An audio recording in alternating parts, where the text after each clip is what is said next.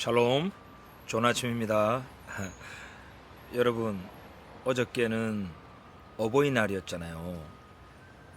그래서 부모 공경에 대해서 성경은 뭐라고 말하는지 한번 아침에 좀 묵상을 했습니다. 여러분, 그 복음서에 보면은 예수님의 어머니 마리아와 그 동생들이 예수님을 이제 찾아갔는데 예수님께서 아주 문전박대를 하신 사건이 나옵니다. 워낙 많은 사람들이 예수님을 쫓아다니다 보니까 사랑하는 아들 얼굴도 보기 힘들고 얘기도 좀 하고 싶고, 그래서 그 어머님과 예수님의 동생들이 찾아간 거예요. 거기에는 남동생들도 있고 여동생들도 있었어요. 여러분, 마태복음에 보면은 예수님의 누이들이 우리와 함께 있지 아니하냐 그랬어요. 예수님은 장자셨잖아요. 동정녀 마리아에서 태어나셨으니까 장자였어요. 그 이후에 남동생들 여동생들이 나왔는데 예수님 오빠, 여러분, 그렇게 불렀다는 거예요. 여러분, 예수님을 너무 추상적으로 생각하시면 안 됩니다. 유대인 가족들이 있으셨던 유대인이셨어요. 그들이 예수와를 찾아서 갔는데 집 밖에 서서 말을 좀 하고 싶어서 이렇게 기다리고 있습니다. 그래서 누군가가 예수님께 말씀해 줬죠. 예수님, 지금 예수님 어머니와 동생들이 예수님께 말 좀 하고 싶으셔서 밖에서 기다리고 있습니다. 밖에 서 있습니다. 그랬더니 우리 예수님께서 매몰차게 제자들을 가리키면서 내 어머니와 내 동생들이 누구냐? 하늘에 계신 내 아버지의 뜻대로 행하는 자가 내 어머니요, 내 형제요, 내 자매들이다. 이렇게 말씀하셨어요.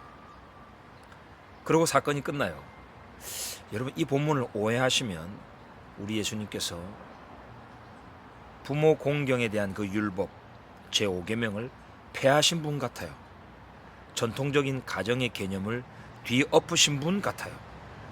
그리고 영적인 가족, 교회만 이제 유효하다. 이제 하나님 나라가 중요하지 육신의 가족은 별로 중요하지 않다. 이렇게 꼭 들려요. 자, 그런데 여러분, 이래서 성경 전체를 같이 묵상을 해야 돼요.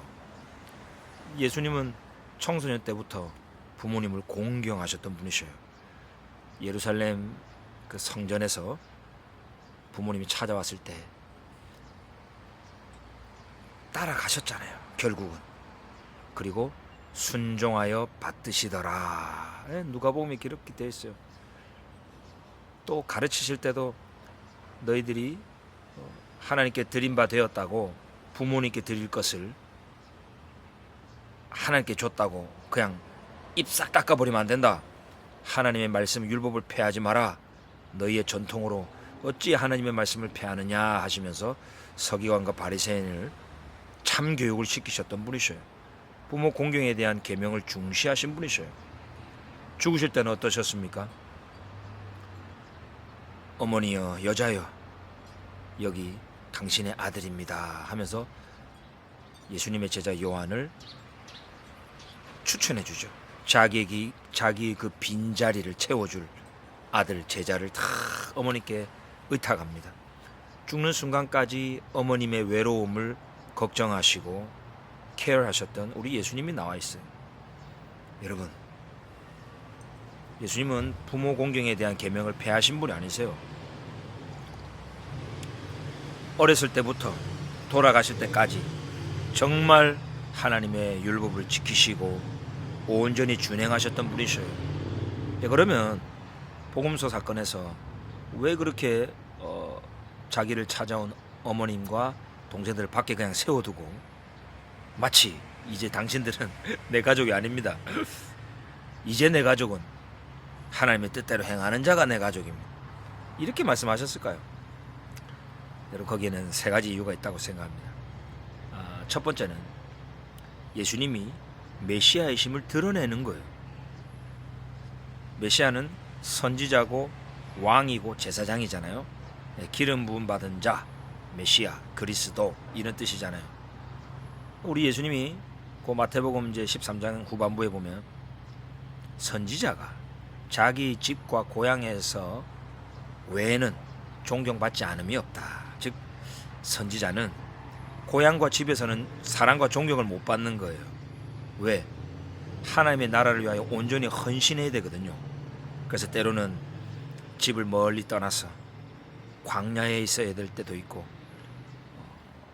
편안한 삶과 그런 라이프 스타일을 거부하고 때로는 권위에 도전하기도 하고 정말 외롭게 헌신하는 삶을 들어야 되는 것이 선지자적 삶이에요.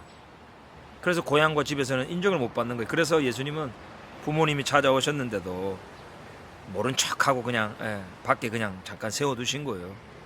자기가 선지자람을 보여주신 거죠.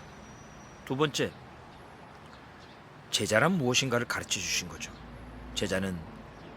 예수님의 제자는 늘 뭐 예수님 부르고 예수님만 잘 믿고 예수님만 입으로 고백하고 예수님만 입으로 막 선포하고 전파하는 것이 예수님의 제자가 아니라는 거예요. 우리는 너무 막 예수님을 마치 우상처럼 섬겨요. 아니요. 예수님에게 우리가 집중하다 보면 결국은 예수님은 그 시선을 하나님 아버지께로 돌리시는 분이셔요. 하늘에 계신 내 아버지의 뜻대로 행하는 자가 내 제자고 내 형제다. 예. 하나님의 뜻이 어디 계시되어 있습니까? 구약의 성경 말씀이죠. 그 당시만 해도 성경은 구약 성경을 말하는 거예요. 율법 토라죠. 그 말씀을 더 깊이 가르치신 것이 신약 성경에 기록이 되어 있죠.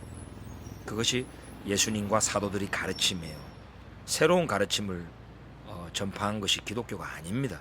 기독교는 구약의 종교, 유대인의 신앙, 유대교의 그 가르침을 더 깊이 있게 reinforce하고 reinstatement 했던 것이죠. 그리고 참 제자임을 그렇게 가르치셨던 것. 세 번째, 정말 이거는 너무 놀라워요. 정말 이 신약 성경 안에 이 한 세 사람의 메시지가 막 곳곳에 숨어 있습니다. 여러분, 밖에 지금 예수님의 어머니와 동생들이 서 있어요. 원래는 가족들이 예수님 안에 들어와 있어야 되죠. VIP석을 차지하고 있어야 되죠. 그런데 집 안에는 예수님의 제자들이 꽉 차 있고 바깥에 예수님의 가족이 있어요. 이건 뭘 말하겠습니까? 바로 이스라엘 나라 밖의 사람이고 그리스도 밖에 있었던 저와 여러분이, 우리 이방인들이 언약도 없고 외인이었던 바깥에 있었던 저와 여러분들이 그리스도의 피로 가까워져서 그 언약 백성 안으로 들어올 수 있도록, 아브라함의 씨가 될 수 있도록, 즉 예수님의 친가족이 될 수 있도록 공간을 만들어 주시기 위해서 그렇게 밖에 세워두신 거예요. 사도 바울의 로마서 11장의 표현에 의하면 원가지인 그들을 꺾으시고 그 빈자리에 돌감람나무 가지인 저와 여러분들을 접붙이신 거예요. 그들이 꺾인 것은 우리들로 하여금 접붙임 받게 하려 함이라. 밖에 있던 저와 여러분들이 안에 들어올 수 있도록 정작 예수님의 가족은 밖에 서 있게 하셨던 거예요. 예수님이 그만큼 자신의 가정을 희생하여 저와 여러분을 가족 삼으신 거예요.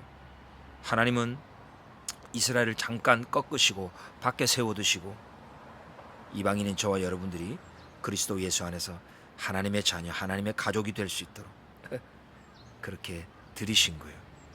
참 하나님의 은혜죠. 너무 감사하죠. 이런 하나님의 그 한 세 사람에 대한 비전이 그 메시지에 나와 있다고 볼 수 있겠습니다. 아무쪼록 여러분 부모님 공경하시고요. 부모 어버이날이 지났지만 이 영상 보시고 또 마음에 감동이 있으신 분은 부모님께 또 전화도 하시고 또 맛있는 것도 좀 사드리시고, 또 그렇지 못한 상황이 있다면 하나님께 올려드리십시오. 하나님, 우리 부모님 건강하게 해주시고 축복해 주십시오. 기도하시면 됩니다. 하나님이 복 내려 주실 것입니다.